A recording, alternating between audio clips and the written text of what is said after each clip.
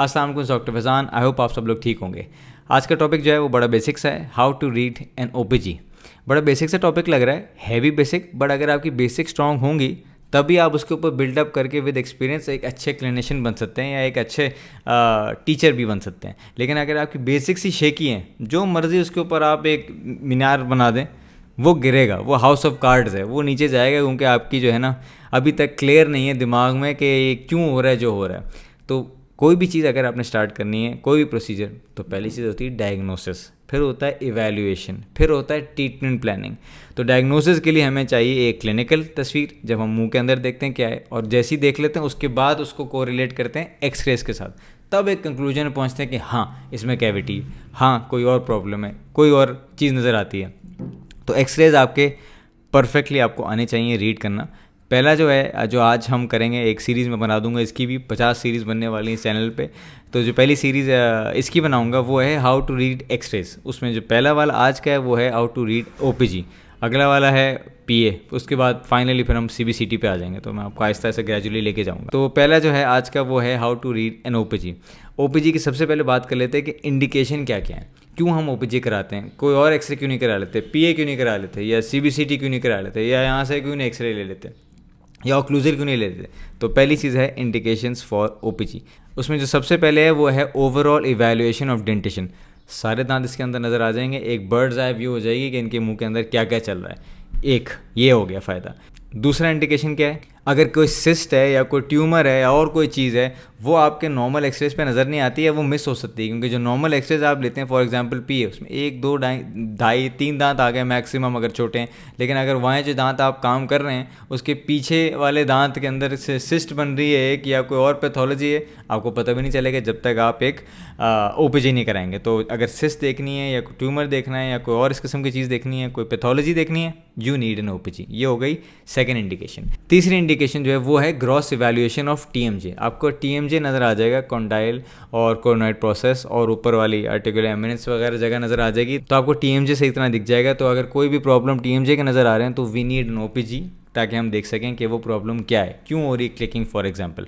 चौथा, evaluation of impacted teeth. कोई भी दांत है, जैसे लोअर थर्ड मोलर्स हैं या अपर थर्ड मोलर्स हैं, वो एक्सरे आ नहीं पाता, बिल्कुल पीछे जाके आप अनलेस अंदर हलक से लेके आएँ वो एक्सरे कराने के लिए, वो आपके आएगा नहीं नॉर्मल। तो इसलिए आप बाहर मुंह के कराते हैं एक्सरे, और वो आपको बता देता है कि आपके जो इम्पैक्टेड टीथ है उनकी क्या पोजीशन है। ये जो है वो हमें इंडिकेशन, फॉर एग्जांपल अगर आप उसको और डेप्थ में जाएं तो हमें ऑर्थो के लिए तो चाहिए ही चाहिए। हम दांत हिला रहे हैं, पीछे कर रहे हैं, आगे कर रहे हैं, किसी की बाइट रिटूट कर रहे हैं, अगर हमने ओपीजी नहीं कराया तो हमें पता ही नहीं कि आगे क्यों है। हो सकता है उनके डेसिडस दांत पीछे कोई एक्स्ट्रा दांत पड़े हुए हों जिसकी वजह से हम पीछे कर ही नहीं सकते। हो सकता है कोई इम्पैक्टेड दांत पड़े हुए, वो भी यूं करके टेढ़े, तो दांत पीछे होंगे नहीं, उनके तार बांधे हुए होंगे। इसलिए आपको एक ओपीजी मस्ट है आपके ऑर्थो में स्टार्ट करने से पहले, ताकि आपको अगर कोई भी इम्पैक्टेड दांत है जो मुँह में नज़र नहीं भी आ रहा और वो एक्स्ट्रा दांत है तो वो नज़र आ जाए। पांचवा, कोई भी ट्रॉमा है, किसी का एक्सीडेंट हुआ है और उसके फ्रैक्चर हुआ है, तो वो हमें पता लग जाएगा कहाँ एक्सटेंट ऑफ फ्रैक्चर और लोकेशन ऑफ फ्रैक्चर, वो समझ आ सकता है। छठा जो है वो है डेवलपमेंटल डिस्टर्बेंसेस। किसी के बचपन से कोई प्रॉब्लम्स हैं वो हमें उसके अंदर नज़र आ सकते हैं। ये हो गए इंडिकेशंस। अब बात कर लेते हैं कि एडवांटेजेस क्या हैं ओपीजी के। पहला एडवांटेज तो वही है जो इंडिकेशन था, सारे के सारी डेंटिशन एक एक्सरे के ऊपर आ गई, एक ये फ़ायदा हो गया। दूसरा फ़ायदा उसी से लिंक्ड है, सारे दांत एक में आ गए, तो बजाय से कि आप 10-15 एक्सरे करते मुंह के अंदर और कुछ आते भी नहीं और कुछ सही से नहीं आते, दोबारा लेने पड़ते, हमारी डोज भी जो है वो कम है। अगर हमने पूरे मुंह का एक्सरे लेना है तो ओपीजी के अंदर आ जाएगा एक ही में, और वो डोज भी कम है। तीसरा फ़ायदा वो पेशेंट के पॉइंट ऑफ व्यू से है, और वो ये है कि अगर कोई पीछे वाला दांत है, नीचे वाला दांत है, तो वो पेशेंट को बहुत ज़ोर से चुभता है और वो फिर भी नहीं आता। और किसी को गैग बहुत ज़्यादा है तो तब नहीं हो सकता एक्सरे नॉर्मल वाला जो पीए एक्सरे होता है आपके क्लिनिक के अंदर, या फिर किसी के ट्रिस्मस है, लिमिटेड माउथ ओपनिंग है, तो आपका सेंसर जाएगा ही नहीं मुँह के अंदर, तो आप कैसे लेंगे एक्सरे। तो ऐसे केस में जिसमें पेशेंट को गैग है या ट्रिस्मस है, उसको कुछ करना ही नहीं, वो बैठा हुआ है, बाहर से घूमेगा एक्स्ट्रा ओरली और आपके एक्सरे आ जाएंगे। आखिरी बात उसी से लिंक्ड है, इसमें पेशेंट कंप्लायंस की ज़रूरत नहीं है, तो इसलिए बच्चों का भी हो सकता है। काफ़ी सारे बच्चों के दांत जो हैं वो ख़राब होते हैं, तो वो इतने आराम से हमें करने नहीं देते बहुत सारे एक्सरेज, वो अगर आपके पास सेडेशन नहीं है। तो इसमें एक एक्सरे में उसके सारे दांत आ जाएंगे और पेशेंट की कंप्लायंस की ज़रूरत नहीं है कि भाई वो बेटा कुछ नहीं। इसमें बस वो 2 सेकंड 4 सेकंड के लिए वाइट करके रखेगा, सामने उसके पेरेंट्स खड़े होंगे और ये सामने से एक्सरे घूमेगा और आपके पास एक्सरे आ जाएगा। जिस तरह हर एक्सरे के कोई डिसएडवांटेज होते हैं, इसके भी डिसएडवांटेज हैं। पहला डिसएडवांटेज ये है कि अब क्योंकि ये सब कुछ दे रहा है पिक्चर, फॉर एग्जांपल आपका जो फ़ोन है वो उसमें 3 लेंस लगे होते हैं। एक होता है वाइड एंगल लेंस, एक zoom lens. Wide angle lens का मतलब है लैंडस्केप मोड के सब कुछ उसमें आ जाएगा, बेशक थोड़ा टेढ़ा मेढ़ा आएगा लेकिन सब आ जाएगा। आपका समंदर भी आ गया, पहाड़ भी आ गया, आप 2 लोग भी आ गए, आपकी जेट स्की भी आ गई, टेबल भी आ गई, साथ वाले लोग भी आ गए, सब कुछ आ गया आपका, राइट। लेकिन जब आप जूम करते हैं उस तस्वीर को अपने आप को देखने के लिए तो आप एक कबाब रोल लग रहे होते हैं, कुछ समझ नहीं आता कि किसकी तस्वीर है। तो जो चीज़ लेना चाह रहे हैं आप, फॉर एग्जांपल इस दांत के ऊपर वाली चीज़, उसको लोकलाइज करके जूम करके आप देख नहीं सकते। तो वो वाली जो चीज़ है डायग्नोस्टिक क्वालिटी उस चीज़ की, वो बिल्कुल फारिग है, राइट, क्योंकि वो सब कुछ दिखा रहा है आपको, तो वो कोई भी एक चीज़ हाई क्वालिटी में नहीं दिखा रहा। तो इसे कहते हैं पुअर डायग्नोस्टिक क्वालिटी। दूसरा ये है कि uneven magnification of the image. Uneven magnification का मतलब ये है कि आपने काफ़ी दफ़ा ओपीजीज देखे होंगे, कैनाइन जितने बड़े बड़े नज़र आ रहे हैं और आप कह रहे हैं भाई ये कोई घोड़े का ओपीजी है क्या है, और आप मुंह में देख रहे हैं कैनाइन, तो इतना सा है वो स्ट्रेच हो जाता है आपका ओपीजी जो है। अगर पेशेंट हिल गया हो या मशीन जो है वो पुरानी हो या कोई और मसला हो, तो आपके ये वाले दांत बड़े नज़र आ रहे हैं, ये छोटे नज़र आ रहे हैं, और ये वाली जगह बड़ी नज़र आ रही है, ये उल्टा छोटा नज़र आ रहा है, तो वो अनइक्वल मैग्निफिकेशन है। तो पहली बात ये है कि वो हमारे लिए क्या कहते हैं कोई फ़ायदा नहीं दे रहा है, क्योंकि हमें बस ये समझ आ रहा है कि प्रॉब्लम है, उस प्रॉब्लम को हम मेजरमेंट नहीं कर सकते क्योंकि वो चीज़ ही ऊपर नीचे है। तीसरा जो है वो है disadvantage super imposition of anatomic structures, क्योंकि यहाँ से घूम के आ रहा है यहाँ तक, तो काफ़ी सारी चीज़ें एक दूसरे के ऊपर ओवरलैप हो रही हैं। ज़बान पीछे है, उसके पीछे और दूसरी हड्डी जब यहाँ से एक्स ले रहे हैं तो उस वाले का शेडो आता है, तो पूरा ये घूम रहा है यहाँ से लेके यहाँ तक। इसका मतलब एनाटमिक स्ट्रक्चर्स हैं वो एक दूसरे के ऊपर सुपर इम्पोज होना, इसमें बहुत ज़्यादा चांसेस हैं और होते हैं, तो ये एक डिसएडवांटेज है हमारे लिए। चौथा, एंटीरियर टीथ जो है वो काफ़ी दफ़ा ऑफन जो है वो आपके जो दांत हैं वो इतने हाई क्वालिटी के नहीं आ रहे होते, वहाँ पे वाइट लाइंस आ रही होती हैं, रेडियो उपेक होता है कभी कभी लूसेंट लाइंस आ रही होती है, तो इतनी हाई डेफिनेशन के आगे वाला रीजन आता नहीं है वो, तो ये एक ये डिसएडवांटेज है। पाँचवा जो डिसएडवांटेज है वो ये है कि ओपीजी के अंदर आर्टिफैक्ट्स, डॉट्स, कहीं कहीं कोई निशान वो आने के चांसेस बहुत होते हैं, तो वो एक और डिसएडवांटेज है। लेकिन सबसे बड़ा डिसएडवांटेज मेरे लिए जो है वो ये है, वो मैग्नीफिकेशन से ही ताल्लुक़ है। पहले तो ये एक अनइवन मैग्नीफिकेशन है, लेकिन चलें आपने मान लिया कि आपने को बहुत ही ज़बरदस्त किस्म का ओपीजी की मशीन ली है 2023 के सितंबर 28 तारीख को, आज की डेट में, ठीक है, तो अब वो कोई अनइवन मैग्नीफिकेशन इतनी आ नहीं रही, अब वो बिल्कुल इवन है, ठीक है। लेकिन जब वो प्रिंट करके देगा आपको, ये है आपके ओपीजी का साइज़, इतना बड़ा मुंह है, हाथी का ओपीजी कराया था आपने, जो पेशेंट है वो तो आपका इतना सा है उसका मुंह, ये है, लेकिन ओपीजी में इतना आ रहा है। इसका मतलब अगर आप ये मैग्नीफाई हुआ हुआ इमेज प्रिंट करने के लिए, इसका मतलब ये है कि फॉर एग्जांपल मुझे इम्प्लांट लगाना है और कोई एम्प्टी दांत है, एम्प्टी रीजन है वहाँ मैंने मेजर की हाइट ओपीजी के अंदर की, यार 10 मिलीमीटर के बाद जो है वो नर्व है, तो मैं आराम से 12 मिलीमीटर के बाद नर्व है, मैं आराम से इम्प्लांट लगा सकता हूँ। लेकिन 12 नहीं है, 12 आपके एक्सरे पे जो कि मैग्नीफाइड है। अब आप एक्सरे के कहीं ना कहीं पे ना जहाँ भी डेटा लिखा होता है कि पेशेंट का नाम ये, आईडी ये, वहाँ मैग्नीफिकेशन भी लिखी होती है, क्योंकि मैग्नीफाइड है, चाहे वो लिखा हो या ना लिखा हो।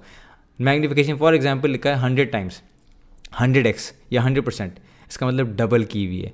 इसका मतलब 12 जो मुझे ओपीजी में नज़र आया असल में वो 6 mm है, तो मैं नहीं कर सकता है, मेरा ट्रीटमेंट प्लान बिल्कुल अब चेंज हो गया। तो काफ़ी सारी कंपनीज उनके ऊपर या लेबॉर्ट्री उसके ऊपर लिखा होता है कि कितनी मैग्नीफिकेशन है, ताकि अगर आपने कोई मैथ्स करनी है, याद है आपको मैथ्स में होता था इफ़ x = 3, 3x = 9, आप मल्टीप्लाई कर लेते हैं। तो अगर मैग्नीफिकेशन दी हुई है कि इफ़ मैग्नीफिकेशन इज़ 100, इसका मतलब जो आपका रिजल्ट आया वो डिवाइड बाय 2 कर लें आप।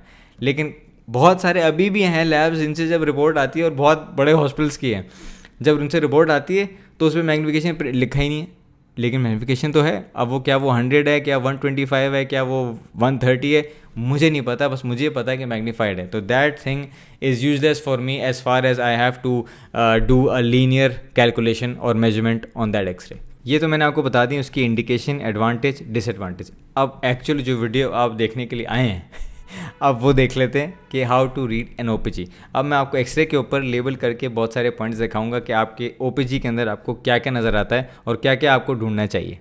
Let's start. अच्छा जी, ओपीजी हम जी देख लेते हैं। ये मैंने रैंडम एक इंटरनेट से उठाया ताकि मैं और आप दोनों साथ में देख लें कि इस पर्टिकुलर ओपीजी पे क्या क्या नज़र आ रहा है, क्योंकि बहुत सारे ओपीजी होते हैं, अलग अलग मशीन के हो सकते हैं, अलग अलग फील्ड ऑफ व्यू हो सकती है, तो ज़रूरी नहीं ये पूरा आए और इतना अच्छा है। और कभी कभार किसी की ब्राइटनेस ज़्यादा होती है, कभी की कॉन्ट्रास्ट ज़्यादा होता है, तो कोई चीज़ें जो वैसे ही कम नज़र आ रही हैं वो शायद ना नज़र आएँ। तो इसलिए मैंने एक रैंडम सही उठा लिया ताकि देखते हैं हम दोनों साथ में कि इस वाले ओपीजी में क्या क्या नज़र आ रहा है। फिक्र ना करें, ओपीजी जो हम आपके लिए वाइवा में रखेंगे वो वही होगा जिसमें समझ ही नहीं आएगा आपके कि टांग का एक्सरे ओपीजी का। चलिए मजाक से side, and let's now discuss and see कि इस वाले ओपीजी में क्या नज़र आ रहा है। सबसे ईजी थिंग, सबसे पहले ये आपका है 1 विच is the inferior border of the mandible, 2 is this which is the ramus, 3 is angle of mandible, 4 is condyle जो कि ये नज़र आ रहा है हमें, coronoid process हमारा ये नज़र आ रहा है which is 5, इन दोनों के बीच की जगह जो है this is 6, this is called the sigmoid notch, arrow बना देता हूँ। 7 ये आपको एक्स्ट्रा रेडियो ओपेक नज़र आ रहा है, this region, this is 7, this is the external oblique ridge, ये आपको एक पाथवे नज़र आ रहा है कैनाल जाती हुई, this is 8 which is the mandibular canal, इसके अंदर इंफीरियर एल्वियोलर नर्व होती है जो निकलेगी यहाँ पे मेंटल फोरामेन से, जो कि ये 2 सर्कल्स नज़र आ रहे हैं which are the mental foramen. Number 10 is the body of mandible, ramus हमें नज़र आ गया 2, 3 आ गया हमें एंगल, 1 आ गया हमें inferior body of mandible, and 10 is the body of the mandible. अच्छा, जिसके अंदर कॉन्डाइल जा रहा है, for example this is the condyle यहाँ का, this region is number 11 which is the glenoid fossa. अब लेफ़्ट पे वापस चले जाएं, ये जो एमिनेंस नज़र आ रही है आपको, this is number 12 which is the articular eminence. अब फिर राइट पे आ जाएं, ये जा रहा है आपका zygomatic arch number 13। 14 is floor of maxillary sinus जो कि ये है नीचे वाला रीजन नज़र आ रहा है, this is 14 which is the floor of maxillary sinus. 15 ये है आपका 15, दोनों तरफ नज़र आएगा आपको, एक ये आ रहा है और एक यहाँ नज़र आ रहा है, राइट ये दोनों जगह। These are the posterior walls of the maxillary sinus जिसको हम लिखेंगे 15, ठीक है। 16 इज गोइंग टू बी, उसके आगे वाली जो रेडियो ओपेक लाइन है which is this is 16, this is the zygomatic process of maxilla. 15 के ही राइट पे this is the pterygomaxillary fissure which is 17। अब आ जाते हैं ऑर्बिट पे, ये है आपका floor of orbit which is 18, और उसी के साथ आपको नज़र आ रहा है ये चैनल जाता हुआ, this is 19, and this is the infra orbital canal. Of course आपको मुंह में नज़र आएगा कि जो भी इसकी ओपनिंग होती है ये यहाँ पे, it is going to be 20 which is going to be the infra orbital foramen. Center of the OPG में आपको नेजल कैविटी नज़र आ रही है, दिस इज़ 21, ये जो रेडियोलूसेंट जगह है, खाली जगह, ये पूरा एरिया जो है ये 21 है, ये नेजल कैविटी है। इसके सेंटर में ये जा रहा है आपका white, this is called 22 which is the nasal septum, okay. अब आखिरी 2-3 चीज़ें रह गई हैं। ये जो आपका जा रहा है पूरी लाइन यहाँ से यहाँ, this is going to be 23 which is the hard palate, and ये बॉक्स इसमें इतने अच्छे नहीं आ रहे, बट ये जो बॉक्स नज़र आ रहे हैं ये आपके वर्टेब्रे हैं, कुछ एक्सरे में ज़्यादा बेहतर आते हैं विच इज़ 24। 25 इज़ ये आपको पॉइंटी सी चीज़ नज़र आ रही है पेन जैसी, इसीलिए इसको कहते हैं स्टाइलॉइड प्रोसेस, ये ठीक है। दिस इज़ 25, ये बायलैटरल होता है, एक यहाँ पे नज़र आ रहा है और एक ये नज़र आ रहा है यहाँ पे, ये ठीक है। This is 25 also. मैं एक सिर्फ एरो छोड़ देता हूँ ताकि आपको याद रहे, वरना कन्फ्यूजन हो जाएगी। लास्टली आपका ये कैनाइन जैसा चीज़ नज़र आ रही है, ये कैनाइन नहीं है, this is actually the hyoid bone which is 26। Like I said, और भी एक्सरे अगर थोड़ा और होता क्वालिटी का तो हम आपको शैडो ऑफ टंग भी दिखाए थे, बट उसमें थोड़ा कन्फ्यूजन हो जाएगा तो इसलिए मैं बता नहीं रहा आपको। And that's that. वीडियो पसंद आए तो शेयर करें, यूट्यूब पर सब्सक्राइब करें। Thank you for watching.